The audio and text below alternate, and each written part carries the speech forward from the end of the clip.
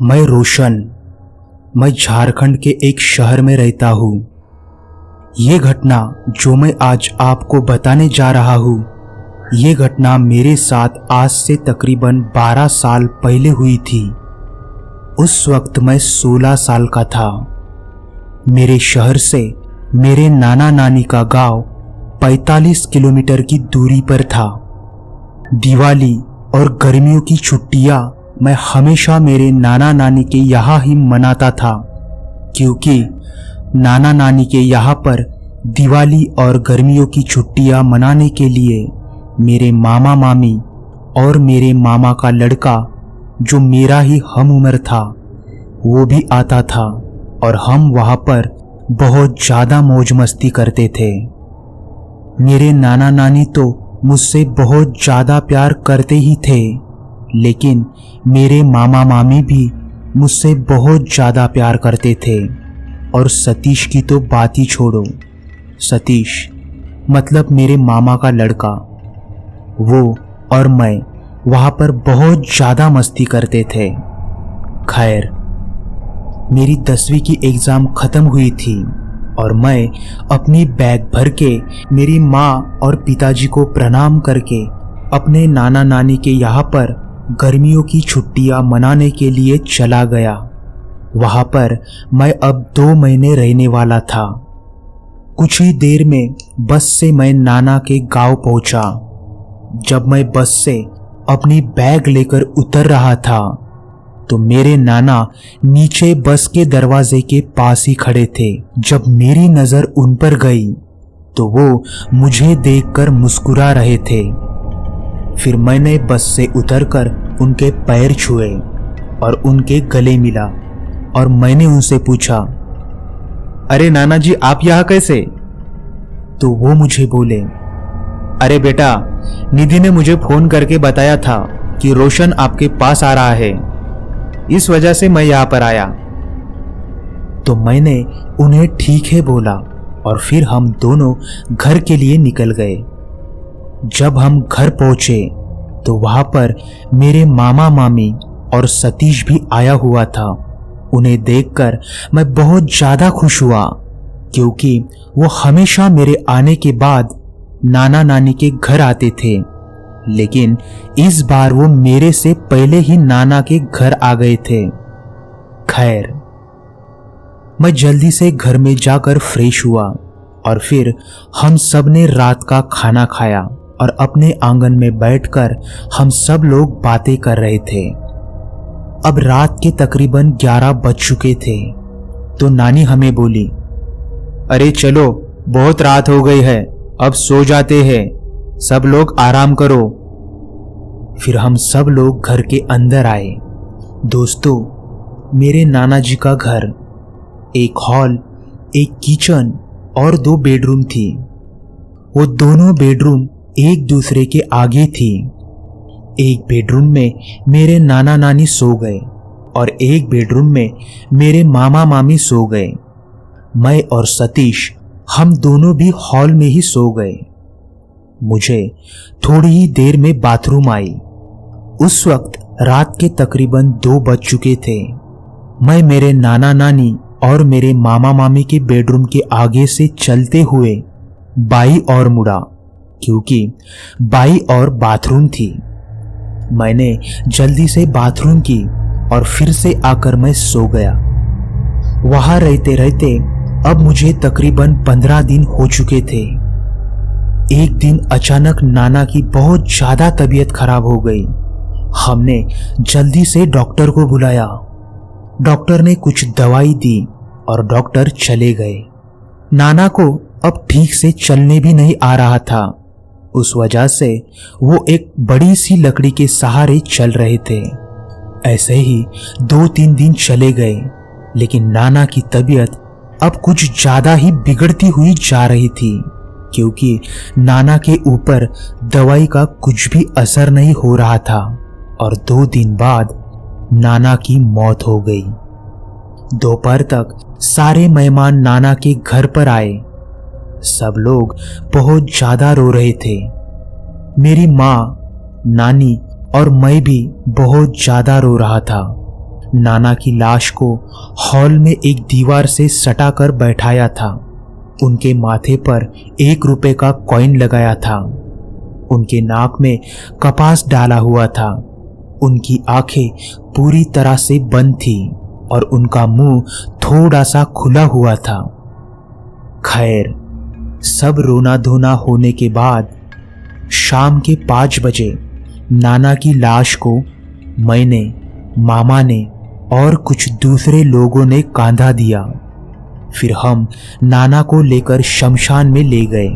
नाना का अंतिम संस्कार करके हम सब लोग घर वापस आए। नाना के जाने के बाद नानी बहुत ज्यादा दुखी हो गई थी। नाना को जाकर अब 2 दिन हुए थे। सारे मेहमान अपने अपने घर भी जा रहे थे। मेरी माँ और पिताजी आज शाम को ही निकलने वाले थे, क्योंकि मेरे पिताजी को ऑफिस से अर्जेंट फोन आया था। मेरी माँ मुझे बोली, बेटा तू भी हमारे साथ चल। लेकिन मैं मेरी माँ को बोला, नहीं माँ, मैं नानी के साथ ही रहूंगा, उन्हें भी अच्छा लगेगा, नहीं तो वो बहुत ज्यादा अकेला महसूस करेगी। तो मेरी माँ मुझे ठीक है बोली और फिर वो भी शहर को चले गए।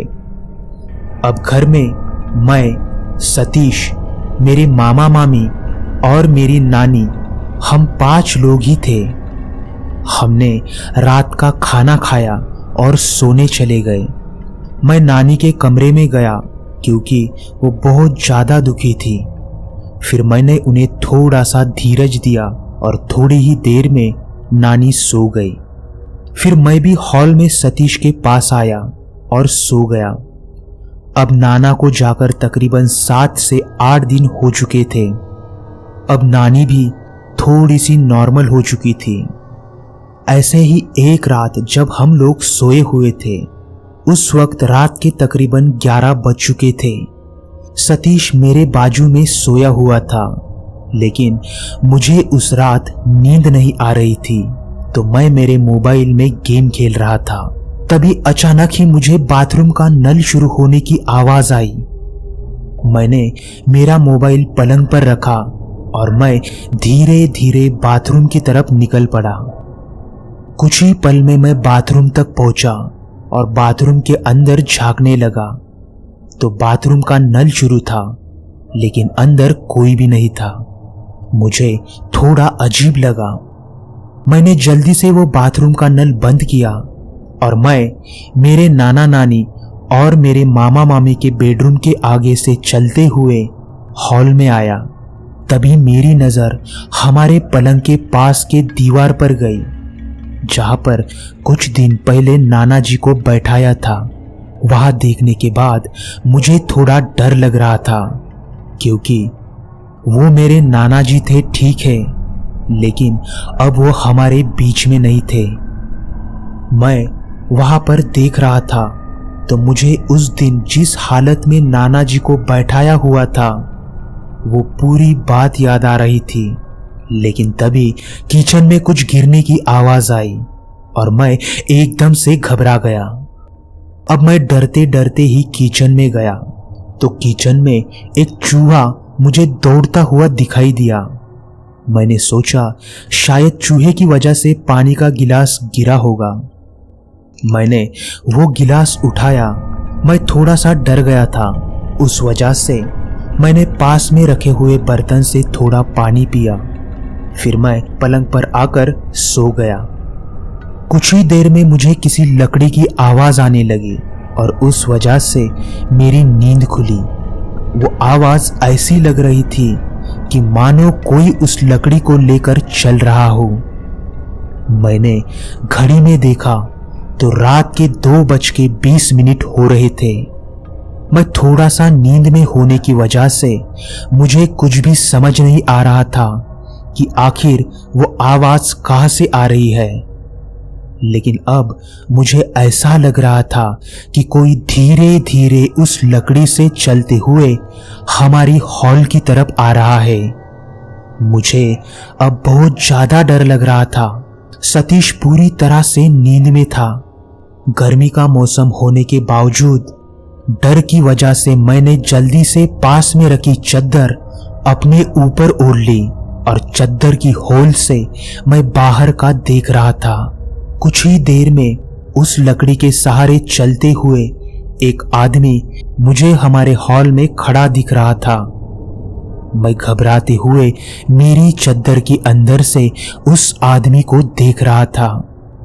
हॉल में अंधेरा होने की वजह से मुझे ठीक से कुछ भी दिखाई नहीं दे रहा था, लेकिन जब वो आदमी थोड़ा सा खांसने लगा तो मुझे समझ आया कि ये तो नाना जी है, क्योंकि मेरे नाना जी ऐसे ही खांसते थे।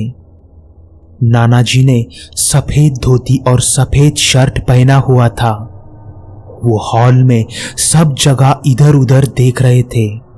फिर उनकी नजर हमारे ऊपर आई और वो हमें भी कुछ अजीब नजर से देख रहे थे। मैं चद्दर की अंदर से एक हॉल से ये सब देख रहा था और वहीं पर मैं काफी ज्यादा कपकपा रहा था। पसीने से मेरे कपड़े पूरी तरह से भीग चुके थे। नाना जी का और हमारा फासला अब सिर्फ 2 या 3 कदम का ही था। कुछ देर नाना जी वहां रुकने के बाद वो अपनी लकड़ी के सहारे वहां से नानी और मामा मामी के बेडरूम के आगे से जा रहे थे। मैं धीरे से पलंग से उठकर हॉल की दीवार के पीछे छुपकर उन्हें देख रहा था। वो धीरे धीरे लकड़ी के सहारे बाथरूम की तरफ जा रहे थे। तभी अचानक वो रुके और उन्होंने अपनी गर्दन धीरे धीरे घुमाते हुए पीछे की ओर देखा तो मैं झट से छिप गया।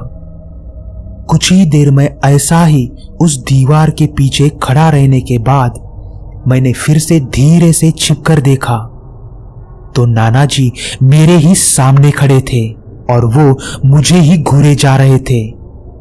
उन्हें अपने पास देखकर मैं काफी जोर से चीखा और वहीं पर बेहोश हुआ। मेरी आवाज की वजह से घर के सारे लोग जाग चुके थे। उन्होंने मुझे होश में लाया और वो मुझे पूछने लगे कि आखिर क्या हुआ है, तुम इतना जोर से क्यों चीखे। तो मैंने उन्हें पूरी बात बताई। तो नानी मुझे बोली, बेटा, जिस भी आदमी की मौत होती है तो उसकी आत्मा अपने ही घर में 13 दिनों तक रहती है। जब 13वें दिन हम खाने का कार्यक्रम करते हैं और सब शांति कराते हैं तो उस आदमी की आत्मा को शांति मिलती है। नानी की वो बातें सुनकर मैं उन्हें ठीक है बोला। कुछ ही दिनों में हमने वो नाना जी का कार्यक्रम भी कर दिया। कार्यक्रम होने के बाद मैं वहां पर लगभग 10 दिन तक रुका रहा, लेकिन उस 10 दिन में मुझे नाना जी नहीं दिखे। शायद नाना जी के आत्मा को अब शांति मिल चुकी थी और वो अब इस घर से जा चुके थे। कुछ ही दिनों में मामा मामी और सतीश भी शहर वापस लौट गए और मैं भी नानी को लेकर शहर वापस आ गया, क्योंकि नानी वहां पर अकेली नहीं रह सकती थी। उस वजह से मैं मेरी नानी को भी मेरे साथ लाया। अब वो घर हमने किराए पर दिया है।